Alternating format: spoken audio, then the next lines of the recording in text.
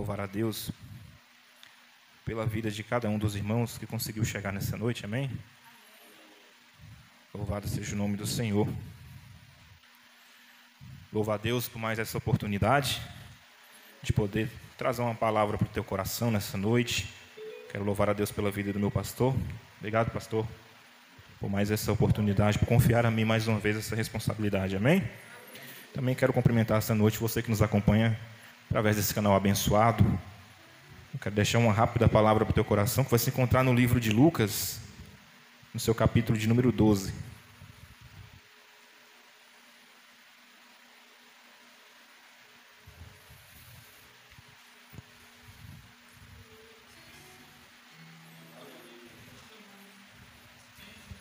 O culto hoje está um pouquinho vazio, mas a presença daquele que é mais importante já está aqui, né? Louvado seja Deus. E hoje o culto está diferenciado, meus irmãos. Né? Tivemos 2 testemunhos aí, que já me edificou bastante nessa noite. Amém? Lucas 12.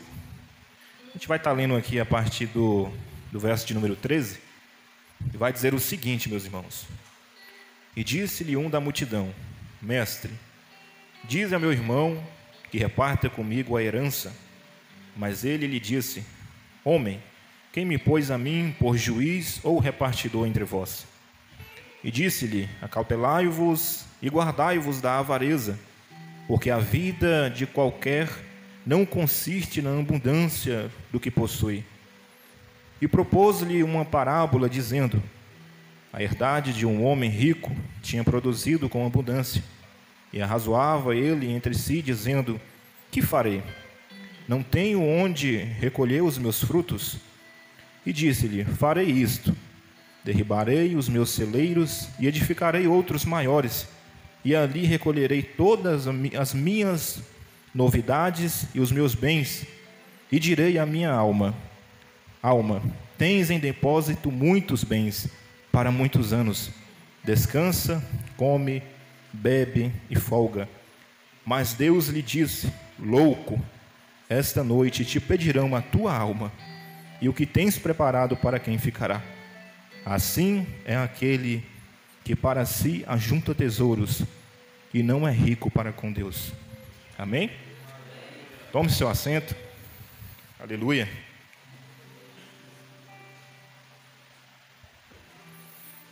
Eu gosto muito das parábolas de Jesus, mas só que dessa vez aqui, geralmente Jesus ele ensinava muito através das parábolas. Só que nessa vez aqui eu tomei essa parábola como uma lição que Jesus estava dando naquele homem.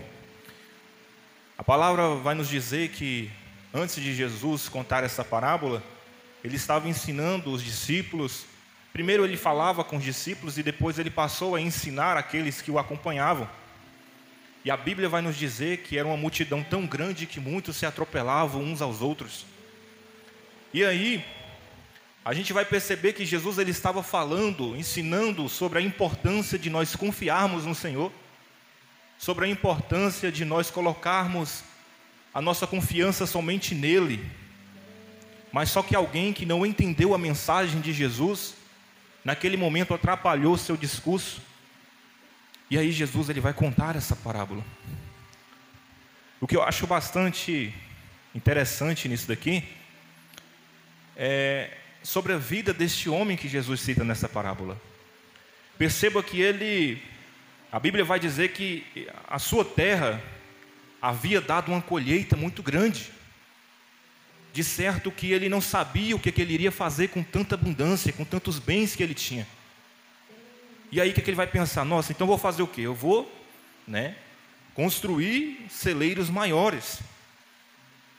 Até aí tudo bem. A minha colheita produziu e eu vou construir celeiros maiores para poder guardar tudo que eu tenho. Até aí tudo bem. Só que o problema começa quando ele fala que depois ele vai dizer para a alma dele descansar, porque ela já tem muito e que não precisa de mais nada. É aí que está o problema, porque antes Jesus ele havia dito para aquela multidão que estava ali: cuidado com a avareza, porque a vida A nossa vida, ela não é baseada naquilo que nós temos. Nós não sobrevivemos do que este mundo nos dá. Nós não sobrevivemos das riquezas que nós colhemos desta terra. O homem não vive somente por aquilo que ele tem. Mas, meu irmão, se o homem não vive somente por aquilo que ele tem, então como é que o homem vive? Mateus capítulo 4, Jesus ele é levado em espírito para ser tentado pelo diabo, e na primeira tentação o inimigo chega: tu não és o Filho de Deus? Manda que essas pedras se tornem pães. Aí Jesus vai olhar para ele, porque primeiro Jesus não precisava provar nada para ninguém, porque ele era discernido, e quem é discernido não precisa provar nada. E aí Jesus vai olhar para ele: olha, Satanás, nem só de pão viverá o homem, mas de toda palavra que sai da boca de Deus. É isso aqui que nos sustenta, é isso aqui que nos alimenta. E Jesus estava dizendo: a nossa vida, ela não é baseada naquilo que nós temos, porque nós não sobrevivemos por causa disso aqui, não. Nós sobrevivemos por aquilo que o Senhor nos dá, o alimento, o maná do céu. A palavra dele é que nos alimenta, é que nos dá força, é que nos mantém firmes para continuar. Louvado seja o nome do Senhor. Até então estava tudo bem, mas aí começou a dar errado quando ele começou a dizer para si mesmo que ele podia descansar, porque ele já tinha adquirido muitos bens e que tinha tudo o que ele precisava. Mas aí o Senhor vai dizer para ele: louco, ainda essa noite você vai morrer, a sua alma será pedida, e para quem ficará o que tu tens preparado? Louvado seja Deus. A gente vive hoje, meus irmãos, uma competição tão grande, onde nós vemos tantas pessoas querendo alcançar fama, fortuna, riquezas a todo custo. Mas se elas tivessem a mesma mentalidade de Maria, porque a palavra vai nos dizer que Jesus tinha acabado de entrar num povoado. Preste atenção nisso aqui: ele tinha acabado de entrar no povoado e ele é recebido na casa de Marta. E ali, quando Jesus entra, a palavra vai nos dizer que Maria senta-se aos seus pés para ouvir as suas palavras.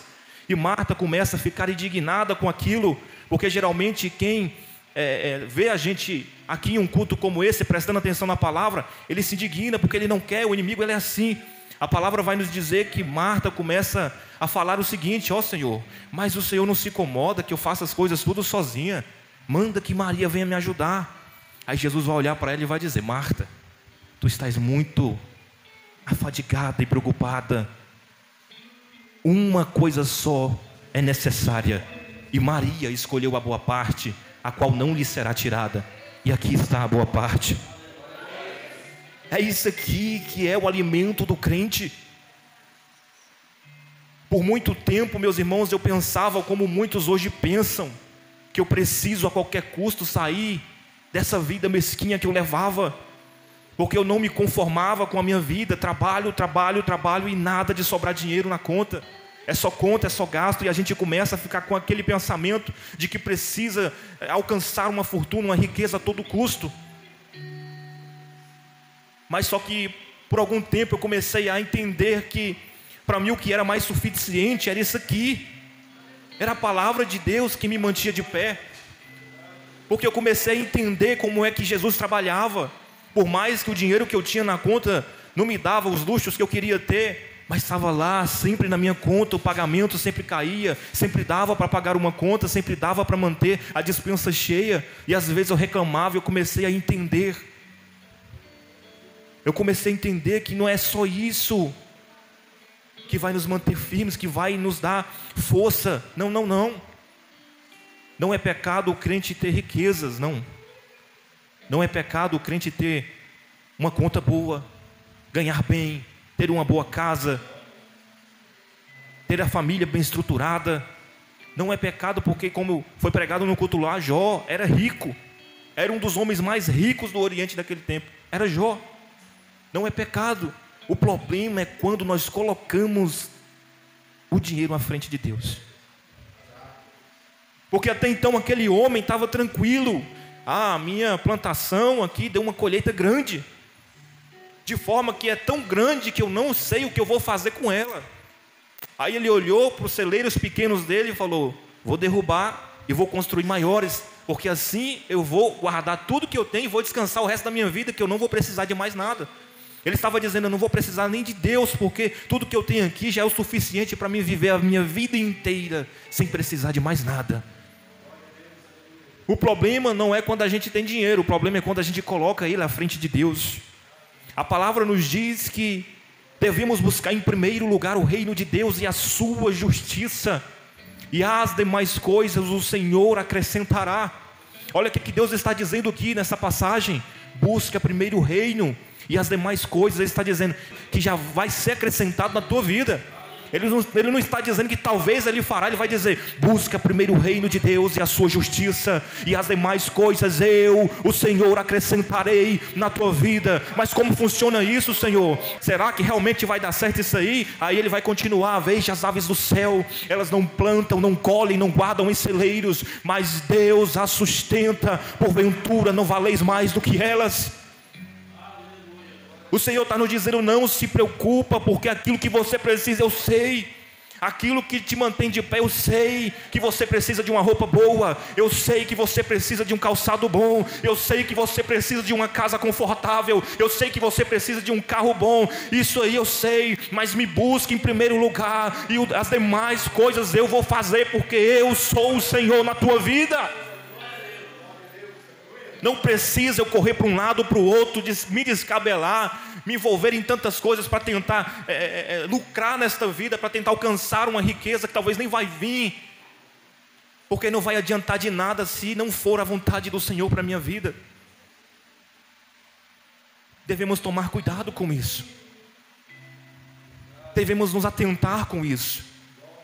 E hoje isso é o que mais a gente vê.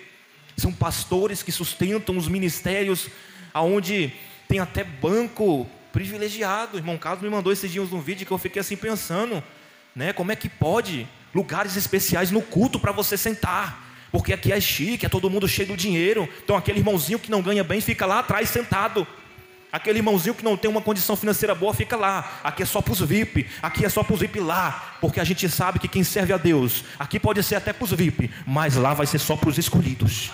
Lá vai ser só para aqueles que colocarem em primeiro lugar o reino de Deus e a justiça do Senhor. Ah, Senhor, mas eu busquei. Ah, Senhor, mas eu expulsei demônios. Apartai-vos de mim, malditos, porque eu não vos conheço. Essas pessoas são conhecidas aí onde elas passam. Aonde chega o nome está lá no primeiro nome da lista de honra. São conhecidos, são privilegiados. Onde chega tem lugar especial. Mas só que naquele grande dia o Senhor vai dizer para eles: eu não vos conheço. Tu pode ser conhecido aqui, mas lá no céu, se tu não tiver priorizado o reino de Deus aqui na terra, tu não vai ser reconhecido por Ele. Porque foi Ele mesmo que disse: aqueles que me reconhecerem como o Senhor, no céu diante do Pai e dos anjos, eu também o reconhecerei. Mas aqueles que me negarem, também eu vos negarei. Então que a gente coloque isso no nosso coração.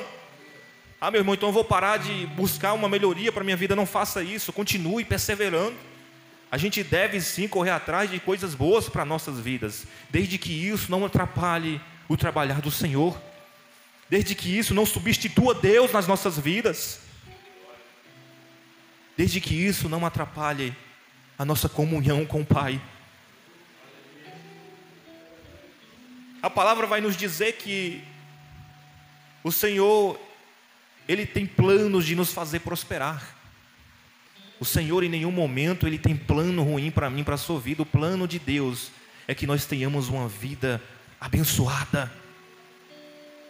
Mas nós devemos entender que tudo é na direção dEle, que tudo é no tempo dEle, porque senão não dá certo. Percebe isso? Ele está sempre na direção de tudo. Aí tem gente que vai dizer o seguinte: ah, mas será que Deus é ruim, que não deixa a gente fazer do jeito que a gente quer? Não, Ele nos ama, Ele só quer o melhor para nós. Você tem que entender que se não aconteceu na sua vida é porque realmente não era para você. Se realmente esse emprego que você tanto almejou não chegou, é porque não era aquilo que o Senhor tinha para a sua vida. Porque a gente vê, a nossa visão é limitada, mas Deus Ele consegue ver lá longe. Ele sabe se aquilo vai te fazer bem ou não, Ele sabe se aquilo vai te prejudicar ou não. Ele precisa que você entenda que Ele está te guardando. Ele precisa que você entregue a sua vida nas mãos dEle, a direção da sua vida nas mãos dEle, para que Ele possa fazer. Por um bom tempo na minha vida, eu orei bastante. E a fase da minha adolescência, eu era muito, como eu posso dizer, eu era aquele jovem sempre se movimentando aí, né? Procurava de uma coisa de outra, vivia com uma namorada aqui e outra ali. E aí, por um tempo eu ajoelhei, coloquei meus joelhos no chão e eu falei: Senhor, me envia uma mulher do Senhor, porque eu estou cansado de só acontecer coisas ruins na minha vida, é uma pior do que a outra. Eu estou cansado disso e eu falei: eu entrego nas tuas mãos a direção da minha vida, Senhor. Faça conforme a tua vontade. E no início começou até hino, mas depois eu comecei a tirar as coisas das mãos do Senhor. E aí me envolvi em outro relacionamento conturbado, em que quase perdi a minha vida nisso aí. Era uma coisa tão sem lógica que na minha cabeça estava tudo certo, que ia dar certo, mas era uma coisa que eu não estava enxergando, que aquilo iria me matar. E que quase tirou a minha vida. Mas aí um dia eu entendi: Senhor, por que aconteceu isso? Aí eu entendi, porque eu tirei das mãos do Senhor a direção da minha vida. E quando nós tiramos das mãos do Senhor a direção das nossas vidas, a tendência é dar errado, a tendência é os planos fracassarem, a tendência é tudo desmoronar. E aí novamente eu fui, coloquei os meus joelhos no chão e falei: Senhor, me perdoe, porque eu tirei a direção das tuas mãos, mas dessa vez eu quero fazer diferente. Faça conforme a tua vontade, Senhor. Eu entrego a minha vida nas tuas mãos, eu entrego tudo em tuas mãos. Faz o teu querer, porque eu sei que o Senhor tem o melhor para mim. Eu sei que se não aconteceu do jeito que eu esperava, porque não era para ser, porque não era a tua vontade, mas agora que a tua vontade prevaleça e não a minha. E aí, com o passar do tempo, eu conheci a esposa que hoje eu tenho. E nós estamos aí. No início foi difícil, foi conturbado, achei que até que não ia dar certo, mas continuamos perseverando. E hoje aí, em março, já vai fazer 3 anos. 3 anos não, 4 anos, né? Que nós estamos casados aí. Em março não. Depois que ela ver essa pregação, ela vai me bater. Em maio vai fazer 4 anos que a gente está junto. Isso é por quê? Porque eu coloquei nas mãos do Senhor. Eu não tirei mais das mãos dele, foi: está nas tuas mãos, Senhor. Toma a direção. Faça o seu querer, porque eu não sei o que é melhor para mim, mas o Senhor sabe. Eu posso até pensar que isso aqui é bom para mim, mas primeiro eu tenho que ver se realmente é. Senhor, é da tua vontade? Se for, vai dar certo. Se não for, eu já sei que não é o que o Senhor quer para mim. Então esse homem aqui, ele começou até bem, estava tranquilo. Eu vou, minha colheita deu muita coisa, eu vou guardar os meus celeiros. Aí ele colocou aquilo ali acima de tudo na vida dele. E aí a consequência foi que ele morreu. E para quem ficou aquilo ali que ele preparou? Então que a gente venha ter esse pensamento, meus irmãos, que o Senhor, Ele tem o melhor, sempre Ele vai ter o melhor para mim e para você. Sabe por quê? Porque Ele nos ama. O Senhor, Ele nos ama. A palavra vai dizer que o amor dele foi tão grande que Ele entregou o próprio Filho, porque Ele amou o mundo de tal maneira que entregou o seu Filho unigênito, para que todo aquele que nele crê não pereça, mas tenha a vida eterna. Que amor é esse? É o amor que só um Deus pode ter. O amor dele é tão grande por nós, que Ele nos amou primeiro, mesmo sendo cheios de defeitos, do jeito que a gente ainda tem doutrinas aí que querem colocar que Deus não ama todos, que Deus não morreu por todos. Mas essa palavra para mim basta, porque Deus amou o mundo de tal maneira que entregou seu Filho, para que todo aquele que nele crê não pereça, mas tenha a vida eterna. Ele nos amou primeiro. A palavra vai nos dizer que Ele amou o mundo inteiro. Ele amou em primeiro lugar. Ele nos ama. Então Ele é perfeito em tudo, Ele nos ama. Ele tem sempre o melhor para mim e para a tua vida. Louvado seja o nome do Senhor. E é isso que a gente tem que levar para as nossas vidas. Riqueza vai vir com o tempo, prosperidade. Mas eu te digo, não busque riqueza não, busque prosperidade. Busque a prosperidade para a sua vida, seja uma pessoa próspera.